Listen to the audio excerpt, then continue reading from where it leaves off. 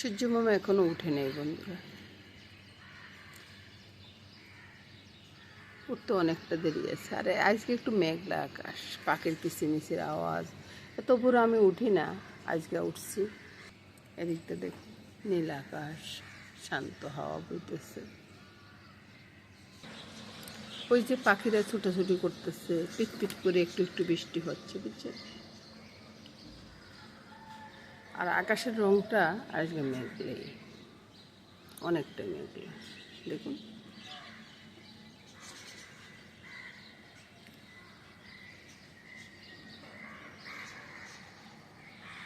বৃষ্টি আসছে তো কবুতরগুলোও খেতে আসতেছে না দেখুন। অন্যদিন তো আমি আসা মাত্র কবুতরগুলো চলে আসে, কিন্তু আজকে আসতেছে না।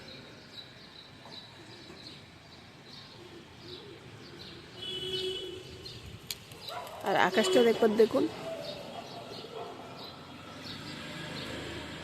বন্ধুরা। সকালবেলা তো পূজা টুজা সব হয়ে গেছে বন্ধুরা। পূজা টুজা হওয়ার পরে এখন আমি চলে আসলাম বতের বাটা রান্না করব। আজকে তো আশ্বিনী বতের দিন বতের ভাত রান্না করবো। আপনাদের কার কার আছে জানাবেন বন্ধুরা। নমস্কার বন্ধুরা, চলে আসলাম আশ্বিনী বতের ভাত রান্না করতে। আমার ছোট ছোট ডেগ অশ্বিনী ঠাকুর যদি আমার মনোবাঞ্ছনা পূর্ণ করে বন্ধুরা, সেটা আশা করবো বন্ধুরা। ডেক যেন ভর্তি করে ভগবান, ভর্তি ডেক করলে আমার মনটা শান্তি হবে, শান্ত হবে, ওই আর কি। তো দেখতে থাকুন বন্ধুরা। নমস্কার। জয় ভগবানের জন্য, ভগবানের নাম নিয়ে সালটা ছেড়ে দিলাম, আর বাকিটা ভগবানের ইচ্ছা।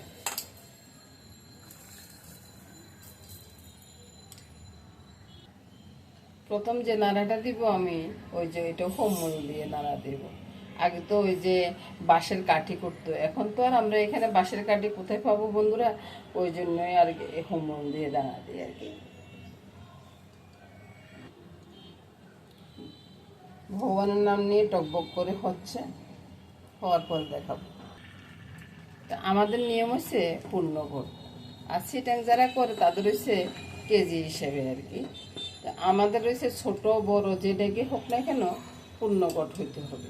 এটা এই যে জলটা রয়ে গেল বা এখনো চালটা ফুটে নেয়, এটাকে নেড়ে নেড়ে কিন্তু আমরা এটাকে ইয়ে করতে হবে আর কি। ওইটা হয়েছে যাই আমাদের নোয়াখালী অঞ্চলের ইয়ে আর কি। কাঠি হইলে ভালো হয়, কাঠি হইলে আর সমস্যা হয় না আর কি।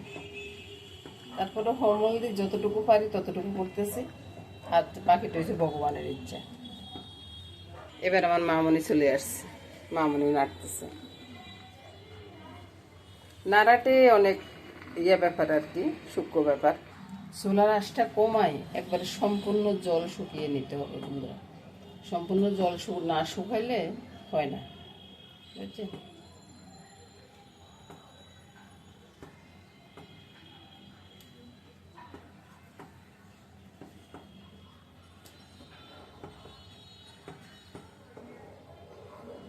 তো বন্ধুরা, ঠাকুরের নামলে এক ডেক পূর্ণ হলো। এবার আমি এটা ঠাকুর ঘরে নিয়ে যাচ্ছি, বাকিটা পরে দেখাচ্ছি।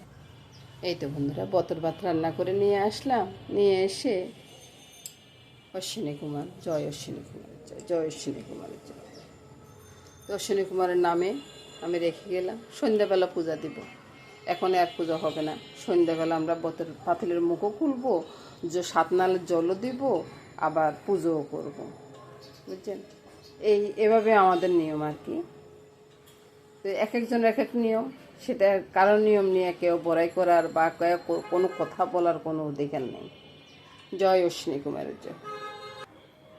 তারপরে চলে আসুন বন্ধুরা, ওই যে কালকার তরকারি সব কিছু রয়ে গেছে, আর খাওয়ার আছে।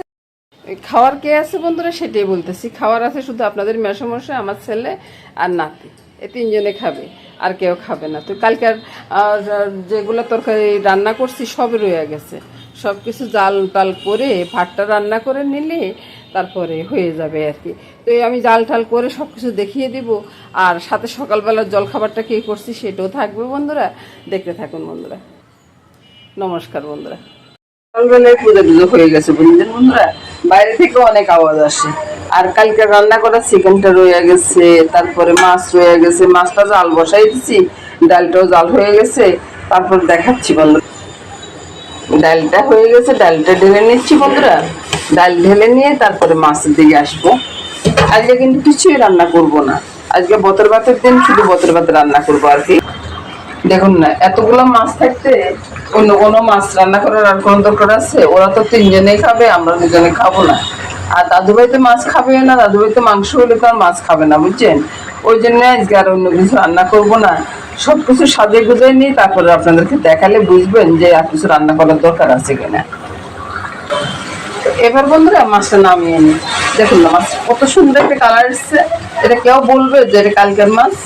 বলবে না তো। এখন নামিয়ে নিই, তারপর দেখাচ্ছি। এবার দেখুন তো বন্ধুরা, মাছগুলো দেখে কেউ বলবে যে এটা কালকে রান্না করা মাছ? আসলে কালকে মাংস অনেক কিছু হয়ে গেছে। আর বিশেষ করে ওই যে বেগুন শুকনাটা করছি না, বেগুন শুকনাটা আমার ঘরে সচরাচর একটা হয় না, আমি খেতে পারি না, তো তাই আর হয় না আর কি। তো কালকে বেগুন, টমেটো, আলু দিয়ে মাছের মাথা আর ওই যে মাছের তেল দিয়ে শুকনা করছি, তো ওইটা পেয়ে সবাই ওইটা দিয়ে খেয়ে উঠে গেছে। আর অন্য কিছু চাই নাই, বুঝছেন? মাছগুলো যেমন মাছ এমন রয়ে গেছে। আর চিকেনটাও কিন্তু ওরকমই হয়ে গেছে আর কি, ওই সব কিছু রয়ে গেছে। তো এখন আজকে তো আমাদের হচ্ছে বদ, আমরা তো আর এগুলো খাবো না। আর ওদের তো এগুলা খেয়েও থেকে যাবে, আর অন্য কিছু আর রান্না করলাম না আর কি। এবার চিকেনটা বসিয়ে দিলাম, চিকেনটা জাল হয়ে যায়, তারপরে আমি পরোটা করব দাদুভাইয়ের জন্য আর দাদুভাইয়ের জন্য, বুঝছেন? এটা বুঝলেন তো কথাটা? না বুঝলে আমি আবার বুঝে দিচ্ছি। আমার দাদুভাই আর আমার দাদুভাইয়ের দাদুভাই আর কি, এর বুঝলেন তো? এবার বুঝে নেন। এদিকে চিকেনটা জাল হচ্ছে, তো মানে গরম করে নিচ্ছি, আর এদিকে পরোটাটা হয়ে যাচ্ছে। কত সুন্দর করে পরোটাটা করে নিচ্ছি। এই তো বন্ধুরা, সবকিছু নিয়ে আমি সবকিছু ওই যে জাল টাল করে একবারে সবকিছু রেডি করে নিলাম। রেডি করে নিয়ে এখন ছাটা বসিয়ে দিলাম, ছাটা হয়ে যাচ্ছে। চা হওয়ার পরে আমি আমার রান্না বান্না শেষ করে দেব। এবার ঠাকুর ঘরে চলে যাব। বতর ভাত তো রান্না হয়ে গেছে, রান্না হয়ে গেলে আর প্রথমে বতর ভাত।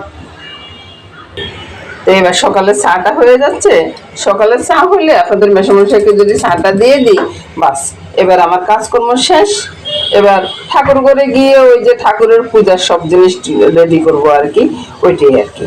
চায়ের কালার বন্ধুরা আমার ঘরে কোনো সময় খারাপ হয় না। মামুনি বানায় তো, মামুনির তো চা, আমি সবসময় বলি কথাটা, মামুনি বানালে চাটা বেশ সুন্দরই হয়।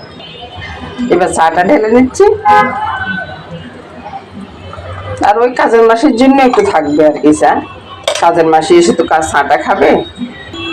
তো বন্ধুরা, এই নিয়ে আজকের মতো এখানে রান্না বান্না শেষ করে দিলাম। বন্ধুরা সবাই ভালো থাকুন, সুস্থ থাকুন, সুন্দর থাকুন, এই কামনা করে এখন চলে যাচ্ছে। আগামী দিন আবার দেখা হবে। নমস্কার।